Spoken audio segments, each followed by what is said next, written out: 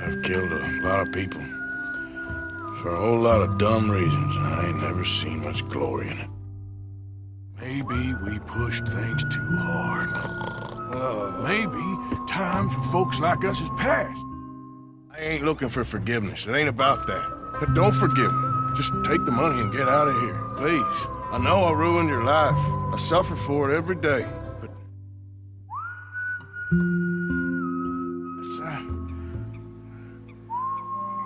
I'm afraid.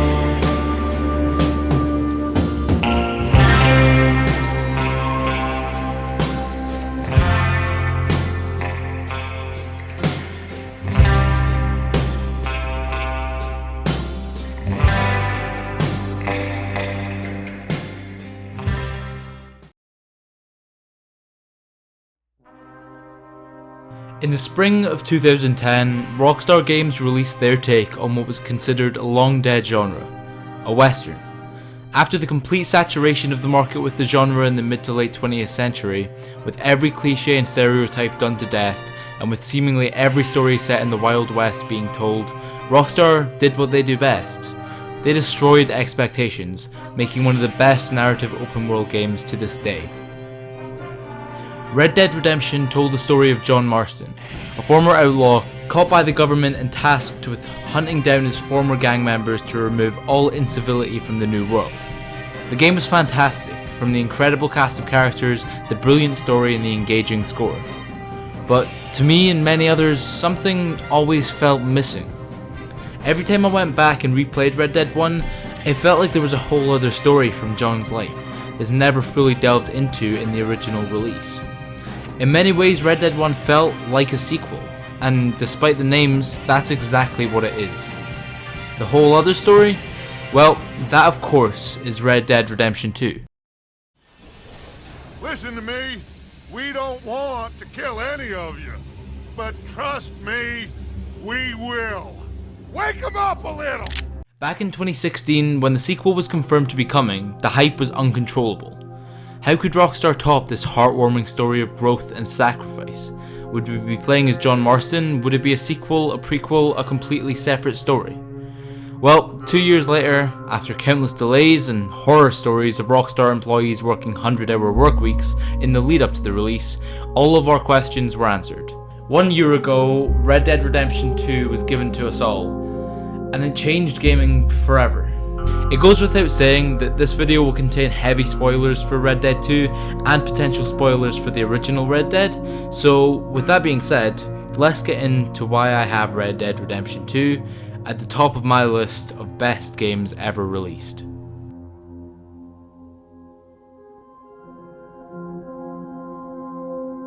We start with arguably the most criticizable part of Red Dead Redemption 2, and that's the gameplay. But before we look at some negatives, I'm going to shine a light on not just good but groundbreaking in-game systems that I truly believe will change how developers look at open world games. For too long, so many AAA open world games suffer from the same issue, becoming a collectathon in which the player gains experience points as opposed to experiences. This, however, is not the case with Red Dead 2. In fact, it's the complete opposite. Red Dead 2 is, by all estimations, the most immersive game of all time. The entire open world is crafted with so much detail and polish that, to use the most overused term on YouTube, you really feel as if you're riding through the 1900s Midwest. Rockstar amped up the realism factor in Red Dead 2 and it shows, from the seemingly millions of animations implemented to interact with nearly everything in the world, to the thousands of NPCs going about their daily lives. Red Dead 2's world, to put it simply, feels real. It doesn't feel like a hollow, empty void of pixels waiting for the player to interact with. Instead, it's a living, breathing culture that the player just so happens to live in. Not only is this feeling pushed on a whole, but it's truly exacerbated when you pay attention to the details. This really hit me in Valentine. Early on in the game, Valentine contains the foundations of a building, and throughout my playthrough I kept on checking back and seeing this building actively being built and growing to the point where it's fully built. This type of thing, although meaningless to many, is the real amalgamation of how dedicated the Rockstar devs were to make this game, this world, this piece of art as detailed as possible. Something as simple as going on long riding trips around the world with the sounds of the beautiful ambient score playing can be just as escapist as gunning down 30 men in a town. Speaking of gunning, I should probably talk about the elephant in the room. Rockstar, throughout their years of making open world games, have always stuck to a formula. Although each of their games have a unique feel and are all distinct, it can't be denied that many of them have similar aspects. The two most problematic of these, specifically in Red Dead 2's case, are the gunplay and the mission structure. When it comes to gunplay, the complaints that have been talked about many a time are completely valid. Rockstar's current gunplay system is near identical to the one used a near decade ago, and when that's the main focus of the majority of your gameplay, well, that's a problem.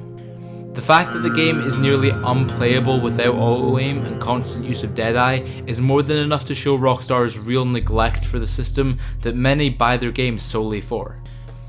The mission structure, on the other hand, is to me a much more subjective criticism. As Naked Jakey points out in his brilliant video on the game, Rockstar used to have a significantly larger focus on their game's openness, allowing for much more player agency, and now they seem to be trying to create more of a narrative-focused Uncharted 4-like game, while still trying to cling to that huge open world. However, I feel this criticism, whilst fairly valid, also has a lot more to do with expectations not being met, as opposed to actual structural problems with the game. Not dissimilarly to GTA 4, people went into Red Dead 2 expecting the same crazy joyride they get from the PS2 GTA games, so being hit with a somewhat sluggish, slow-paced character study that evolves into more of a gunslinging action game as the story progresses understandably turned people away. And whilst the right here, something goes wrong, shoot everyone, right back mission structure can get tedious, I feel it's highlighted more by Red Dead 2's sheer length more than anything else. One of the bigger problems I personally have with the gameplay is something maybe inconsequential to most, but it's the camp system. Early on, the game tries to make it clear that if you don't consistently bring food to the camp, pay money to the camp, feed Arthur, wear appropriate clothing, etc., then it'll have major consequences. But after my second playthrough of the game, it came to my realization that the impacts of these things have on the camp and to Arthur are really minimal. Speaking of the camp and of Arthur, this brings us on to the second half of Red Dead 2's grand design.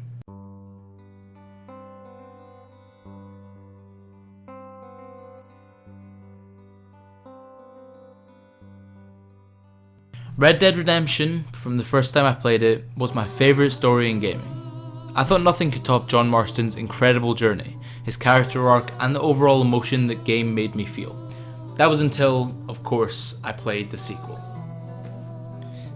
If I had to just describe this game's story in a few words, I'd pull out every thesaurus known to man and find every single synonym for magnificent.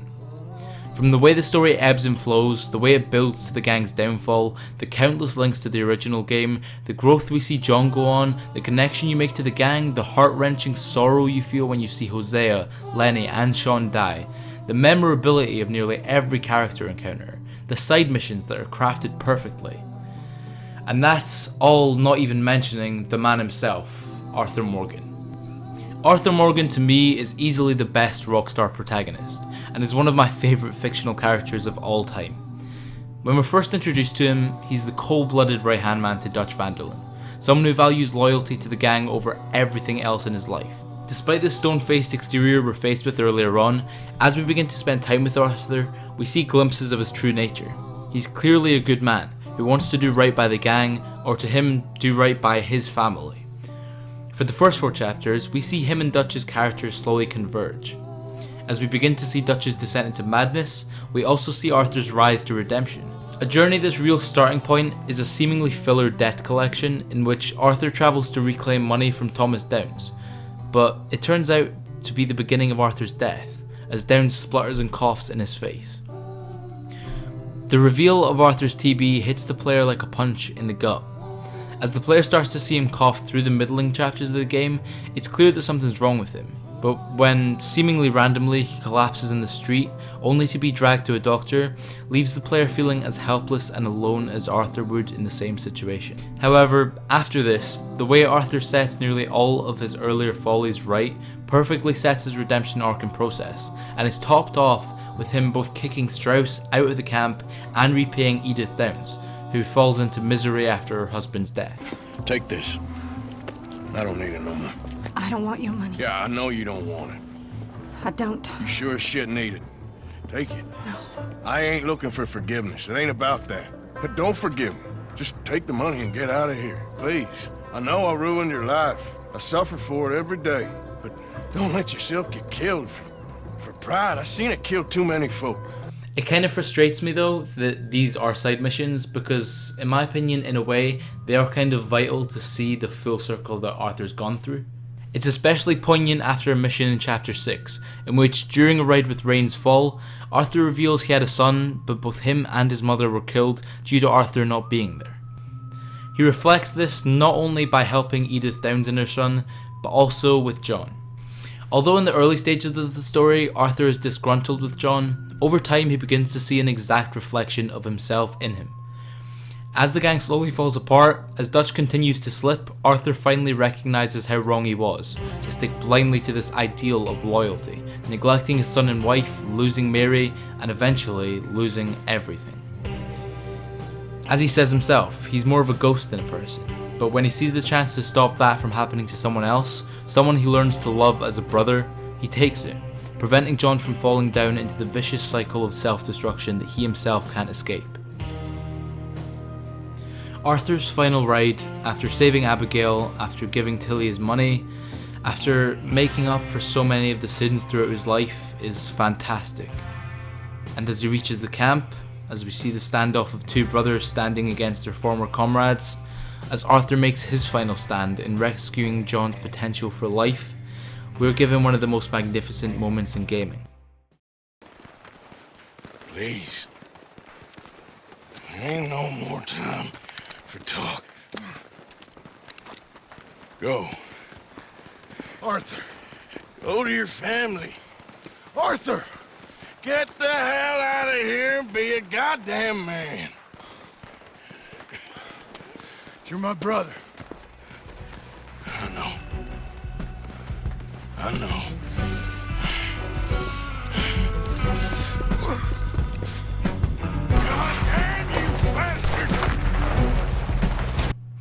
Arthur, earlier in the game, said that he wished to die watching the sunset, but instead we see this redeemed man, this changed man, this unshaken soul, face the opposite way as the sun comes up on a new day.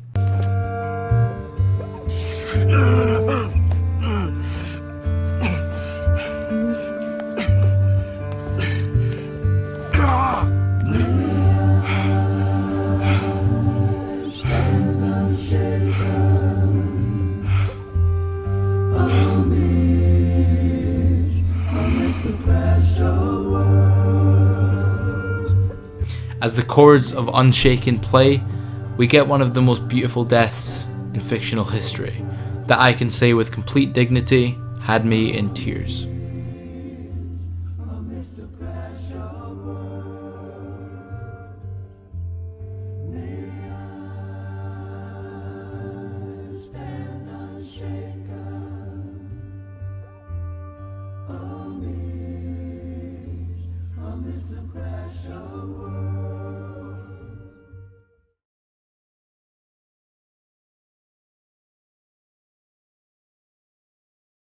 Of course, the fact that nearly 30% of the game's story after this is Epilogue with John is kind of crazy. Despite it not being to every player's taste, with missions that could be called boring, the Epilogue perfectly sets up every situation for Red Dead 1 to take place. From the building of Beecher's hope, John's boredom with average life, despite his growth of appreciation of Jack and Abigail, to his accidental revelation of himself to the government caused completely by his own stubbornness, and not to mention the beautiful proposal scene. In this section, I didn't focus too much on the events of the game themselves, which by no means that each chapter isn't constructed fantastically, but I just wanted to mainly focus on Arthur, because in my opinion, without Roger Clark's fantastic performance and the amazing writing behind it, Red Dead 2 might not have quite topped my list of games. That being said, the entire rest of the story is fantastic, with every side character bringing something unique, from Rain's Fall, Sadie, Charles, the two Rhodes families, Angelo Bronte, and so many more. Dutch's fall from sanity is tragic to say the least, and his moment of abandonment of Arthur is not only shocking but deeply disheartening. And as for Micah, well, I don't think I need to go in why he's the most vile rat ever put on any piece of fiction, any game ever. Just Micah.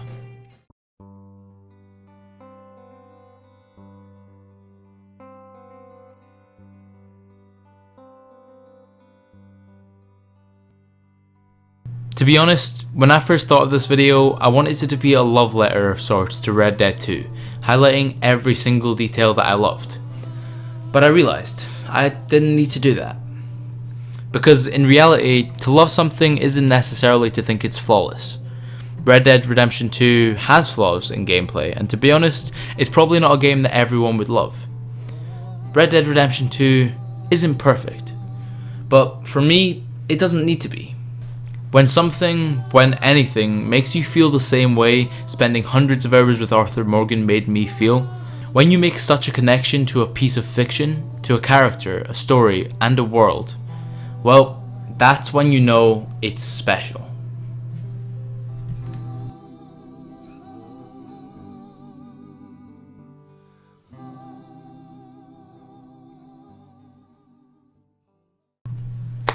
Thanks for watching. If you stuck around this long, I'd really genuinely appreciate it if you could hit subscribe and like. Also, I do read every single comment, so comment down below what you think of Red Dead Redemption 2. Just, write paragraphs to your heart's content if that's what you want to do. Sure, go for it. Anyway, I've been Found in Scarab. Thanks again for watching, and I'll see you in the next one.